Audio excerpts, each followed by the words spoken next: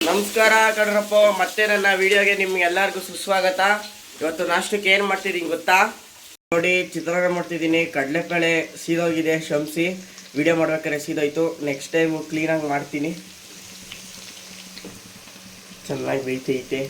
ಮನೆಯಲ್ಲಿ ನೀವೆಲ್ಲರೂ ಹೆಂಗೆ ಮಾಡ್ತೀರಾ ಚಿತ್ರಾನ್ನ ನನಗೂ ಹೇಳಿ. ನಾನು ಆ ಸ್ಟೈಲಲ್ಲಿ ನಾನು ಕಲ್ತ್ಕೊತೀನಿ. ಇನ್ನು ಬೇರೆ ಬೇರೆ ವಿಧಾನ ಎಲ್ಲ ಕಲ್ತ್ಕೊತೀನಿ.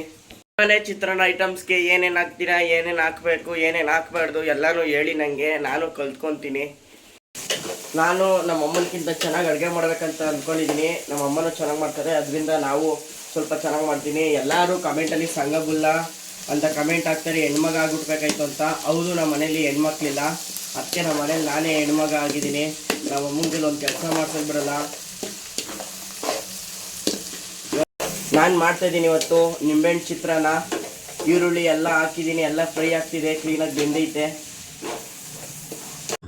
ನಾನು ನಿಂಬೆಹಣ್ಣು ಚಿತ್ರಾನ್ನಕ್ಕೆ ಬೇಕಾದ ಟೊಮೊಟೊ, ಕೊತ್ತಂಬರಿ ಸೊಪ್ಪು ಎಲ್ಲನೂ ಕ್ಲೀನಾಗಿ ಹಚ್ಕೊತಾ ಇದ್ದೀನಿ. ಕೊತ್ತಂಬರಿ ಸೊಪ್ಪು ಮಾತ್ರ ಫ್ರೆಶ್ ಸೊಪ್ಪು ಕ್ಲೀನಾಗಿ ಹತ್ತಿಸ್ಕೊಂಡಾದ್ಮೇಲೆ ನಾನು ತುರ್ಕೊಂಡಿದ್ದೆ ಕೊಬ್ಬರಿಕಾಯಿ. ನನಗೆ ತೆಂಗಿನಕಾಯಿನ ತುರಿಯೋಕ್ಕೆ ಬರಲ್ಲ, ಅದಕ್ಕೆ ರುಬ್ಕೊಂಡಿದ್ದೀನಿ ಮಿಕ್ಸಿಲಿ. ಇವಾಗ ಇವನ್ನೆಲ್ಲ ನಾನು ಒಗ್ಗರಣೆಗೆ ಹಾಕ್ತೀನಿ. 3 ನಿಂಬೆಹಣ್ಣು ತಂದು ಮಡಿಕೊಂಡಿದ್ದೀನಿ. ಈಗ ಟೊಮೊಟೊ, ಕೊತ್ತಂಬರಿ ಸೊಪ್ಪು, ತೆಂಗಿನಕಾಯಿ ತುರಿ ಎಲ್ಲ ಹಾಕಾಗಿದೆ.